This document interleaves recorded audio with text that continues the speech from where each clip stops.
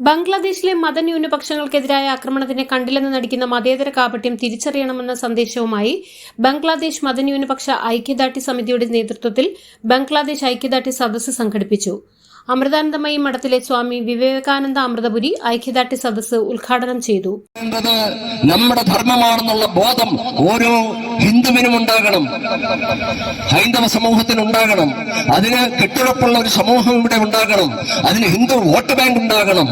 സംഘടിതമായ ഒരു സമൂഹം ഉണ്ടെങ്കിൽ മാത്രമേ ഇതിന് നാശങ്ങൾ ഉണ്ടാകാതിരിക്കുകയുള്ളൂ. അത് നമ്മൾ എപ്പോഴും ഓർക്കേണ്ട ഒരു കാര്യമാണ്. പണ്ട് ഹിന്ദു വോട്ട് ബാങ്ക് ബംഗ്ലാദേശിലെ അതിക്രമങ്ങൾ ഉൾപ്പെടെയുള്ളവയ്ക്കെതിരെ പ്രതികരിക്കുവാൻ സംഘടിതമായ ഒരു സമൂഹം ഉണ്ടാകണമെന്നും ഹിന്ദു വോട്ട് ബാങ്ക് അത്യാവശ്യമാണെന്നും അദ്ദേഹം പറഞ്ഞു. ഇസ്ലാമിക ഭീകരവാദം സമൂഹത്തിന് ഭീഷണിയാകുന്ന സാഹചര്യത്തിൽ അങ്ങനെയുള്ളവരെ ഇസ്ലാം സമൂഹത്തിൽ നിന്നും പുറത്താക്കുകയാണ് അവർ ചെയ്യേണ്ടത്. എന്നാൽ അങ്ങനെ ഉണ്ടാകുന്നില്ല.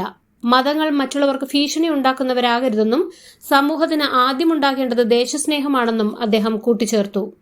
പരിപാടിയിൽ ഹിന്ദു ഐക്യവേദി സംസ്ഥാന ജനറൽ സെക്രട്ടറി കെ.പി. ഹരിദാസ് മുഖ്യപ്രഭാഷണം നടത്തി. ബംഗ്ലാദേശിൽ നടക്കുന്നത് കേവലം ന്യൂനപക്ഷ വേട്ട മാത്രമല്ല, മറിച്ച് ഹിന്ദു വേട്ടയാണെന്ന് അദ്ദേഹം പറഞ്ഞു. തുടർച്ചയാണ് ഇപ്പോൾ നമുക്ക് ബംഗ്ലാദേശിൽ കാണാൻ കഴിയുന്നത്. ഹിന്ദു വിരോധം അവിടെ തുടരുകയാണ്.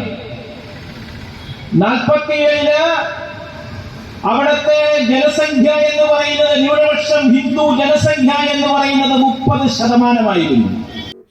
RSS വിഭാഗ് സംഘചാലക് ഡോക്ടർ BS പ്രദീപ് അധ്യക്ഷത വഹിച്ചു. ദേശീയ അധ്യാപക പരിഷത്ത് അഡ്വക്കേറ്റ് R രാജേന്ദ്രൻ, BJP ജില്ലാ പ്രസിഡന്റ് BB ഗോപകുമാർ, BMS സംസ്ഥാന പ്രസിഡന്റ് ശിവജി സുദർശനൻ, ABVP സംസ്ഥാന സെക്രട്ടറി ഈശ്വര പ്രസാദ്, RSS വിഭാഗ് സഹകാര്യവാഹുമാരായ സബിൻ, R ജയപ്രകാശ് എന്നിവർ സംസാരിച്ചു.